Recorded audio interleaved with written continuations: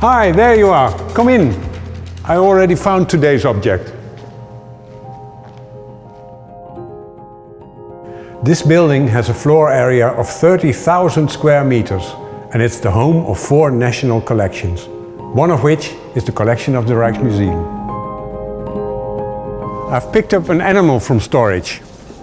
I wonder if you can recognize what kind of animal it is once we unpack it. Hey Wim, I'm curious. Ah, the swan. It's the swan.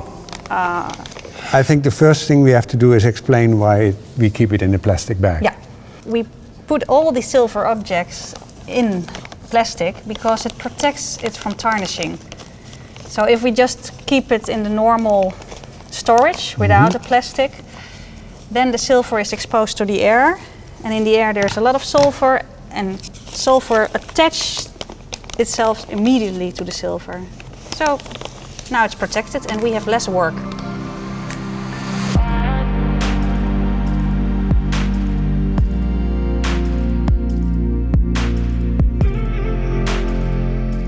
What's that?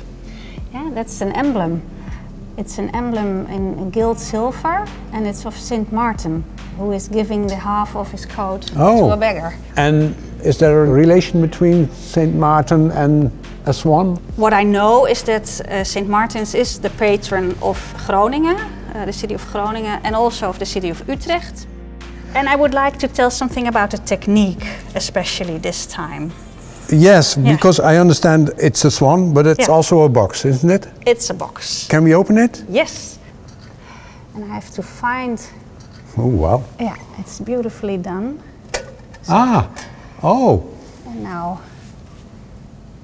So you can look in the inside. Yeah, it's beautiful. So this is the crown. And you see that the color is different. So this is fire gilding. And this is a very nice color, very dark golden color. And fire gilding, that's a technique that's used up till the 19th century, where you make the amalgam. So that is mercury together with gold. And you make it in a little paste, like peanut butter. Yeah. First it's of course silver, the crown. You make a little bit of mercury, you put it around it on the silver, and then you, with a little rabbit foot, that's very soft, you dip it into the paste and you put the paste around the silver again. Then you heat it and the mercury will evaporate. And you keep the gold. And you keep the gold.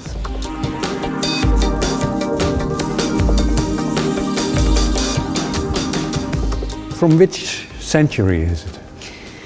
We're still not sure. We think 17th century, but maybe 19th century. I've looked at the alloy with the red fluorescence technique, and there you can see whether an alloy is more like very contaminated, then it's old, and when it's very clean, then it's very new. It looks like 17th century, so that's what we know for now, but the research is still going on. I see that you've brought some gear with you. Yeah. Can you show us how? Yeah, I would love to show. Can you make a swan right now? You start with a silver plate. This is a silver plate. Is it silver? Really silver? This is silver. Oh, it's heavy. Yeah. So you heat it and then it softens. And then you can hammer it and it will do what you want for a lot of rounds with the hammer. So you have this. Then you of course know a little bit what kind of shape you want. This is probably fixed somewhere? Yeah, in a vise. And this must be very, very clean, because otherwise you get all these dents and marks, and then you have to do a lot of after work, and you don't want that as a silversmith. And you have a special hammer, the Peening Hammer. And you start by putting this on this, and you start hammering. Like this, little rounds. Yes. Move it around. And in this way you can really make a hollow shape. At some time you get a sort of boat-like shape, and then? When it's cold, then you work it. It's getting hard. It can break. You don't want tears. So you start to anneal it again with the fire. You put it in the acid, so all the oxides are removed and it's clean again, and you start with a fresh sheet of metal again. Just go on and on and on. Again. So you have all the time ding, ding, ding, ding, ding in your ears. But when you have the basic shape, then you do a different phase of the silver. You start to chase the silver. To get the surface the way you want it. It. Yes. Yeah. And that you can do with this little chiseling hammer. That's, you see, it's very fine and you don't need a lot of weight. It's not that heavy. And then you start working with punches. Different sizes. Yeah, sizes, different shapes. These are just 3 from the workshop that we have in the Rijksmuseum.